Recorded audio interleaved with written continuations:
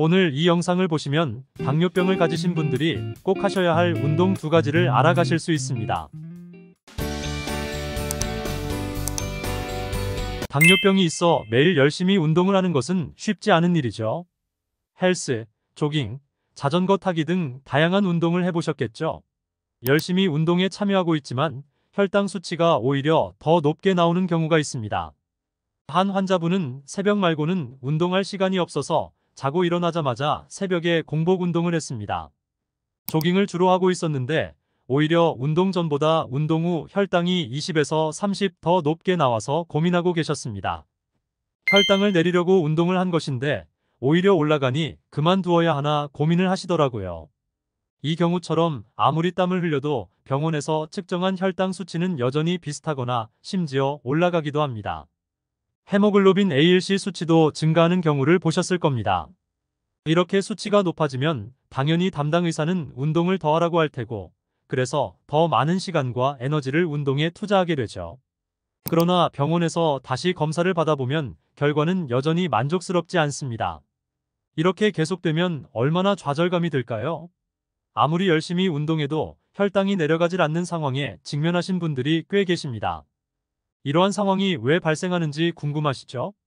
그 원인은 바로 스트레스에 있습니다.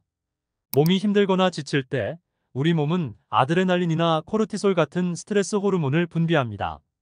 이 호르몬들의 역할 중 하나는 우리 몸에서 포도당을 생성하는 것입니다.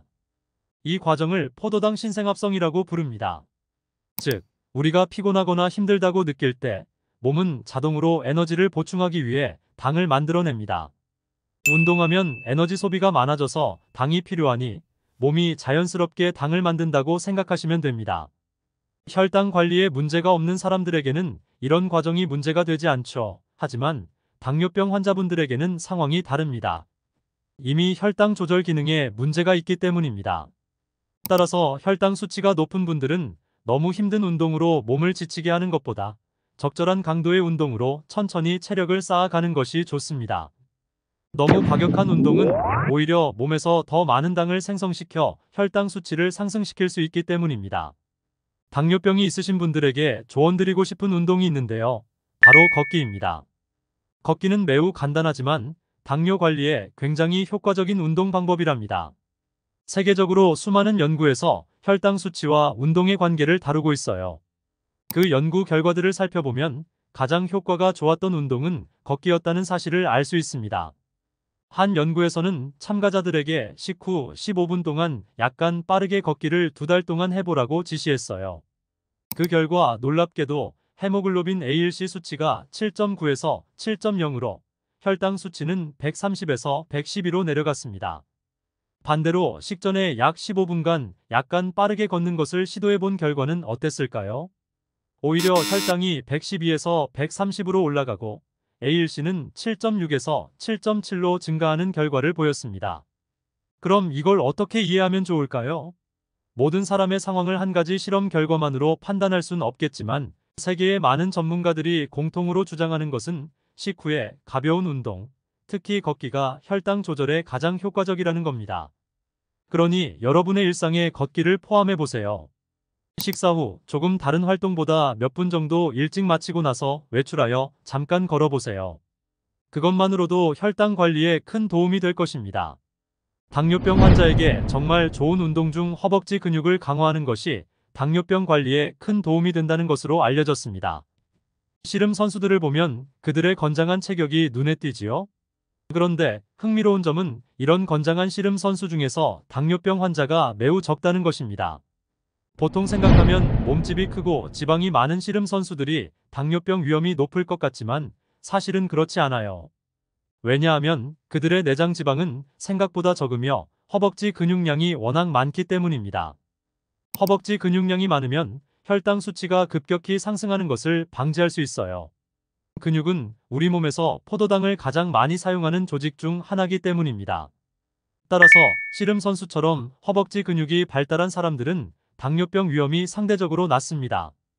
그래서 현재 당뇨를 앓고 있는 분들에게도 근력 운동을 추천해드리는 이유가 여기에 있어요. 허벅지 근육은 우리 몸의 근육 중 3분의 2 이상을 차지하고 있어요. 그런데 이 큰 허벅지 근육이 섭취한 포도당의 대략 70%를 사용한다는 사실 알고 계셨나요?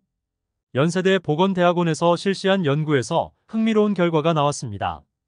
그들은 성인 약 32만 명을 대상으로 허벅지 둘레와 당뇨병 유병률과의 관계를 분석했어요. 그 결과 허벅지 둘레가 넓은 사람일수록 당뇨병 위험이 낮았습니다.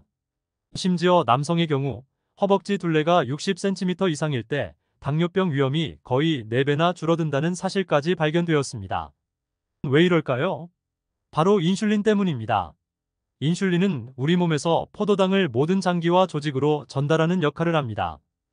따라서 근육이 많아짐으로써 필요한 포도당 요구량이 증가하면 인슐린 기능 자체가 개선되는 건 아주 자연스러운 현상입니다. 당뇨병 환자에게 운동이 독이 되는 순간도 있습니다. 당뇨병은 다양한 합병증을 일으킬 수 있어 평소 혈당 관리를 철저히 해야 하는데요. 꾸준한 운동은 인슐린 저항성을 개선하고 혈당을 안정시켜 당뇨병 환자에게 도움이 됩니다. 하지만 당뇨병 환자에게 운동이 좋기만 한 건 아니라 하는데요. 운동을 하면 보통은 혈당이 내려가기 마련입니다. 혈액 속에 있는 포도당을 꺼내 에너지로 쓰기 때문인데요. 그런데 운동을 하고 나서 혈당이 50에서 100 사이로 급상승하는 경우가 있습니다. 이때는 식사량에 비해 과도하게 운동했거나 인슐린 기능이 심하게 악화된 경우입니다. 당뇨병 환자라면 식사량이나 인슐린 저항성 등을 고려해 적정 수준의 운동을 실시해야 합니다. 만약 운동 강도가 지나치면 인슐린 분비가 오히려 줄어들며 혈당이 높아질 수 있습니다. 이와 같은 이유로 당뇨병 환자는 공복에 운동하는 것도 금물입니다. 만약 평소와 식사량이 같고 운동 강도도 적당했는데 운동 직후 혈당이 올랐다면 인슐린 기능이 고장났다는 신호이므로 이런 상태에서는 운동이 오히려 독이 될 수 있습니다. 이때는 우선 인슐린 치료를 통해 혈당 관리 기능을 정상화하는 것이 먼저입니다. 따라서 당뇨병 환자에겐 중등도를 넘어선 운동은 권하지 않습니다. 강도 높은 운동을 짧은 시간 하기보다는 약한 강도의 운동을 적당한 시간으로 하는 것이 낫습니다. 당뇨 환자에게는 얼마나 오래 운동하는지보다 어떻게 운동하는지가 중요한 것입니다. 가장 좋은 방법은 개인의 건강 상태와 필요성에 따라 맞춤형 운동 프로그램을 잘 선택해야 하는 것입니다. 이것이 바로 현재 상황을 개선할 수 있는 가장 좋은 방법이기 때문이죠. 여러분에게 항상 건강과 행복이 함께하길 행복한 시니어가 진심으로 응원합니다. 지금까지 영상 시청해주셔서 감사합니다. 영상이 조금이라도 도움이 되셨다면 구독과 좋아요 꼭 눌러주세요. 언제나 건강하고 행복하세요.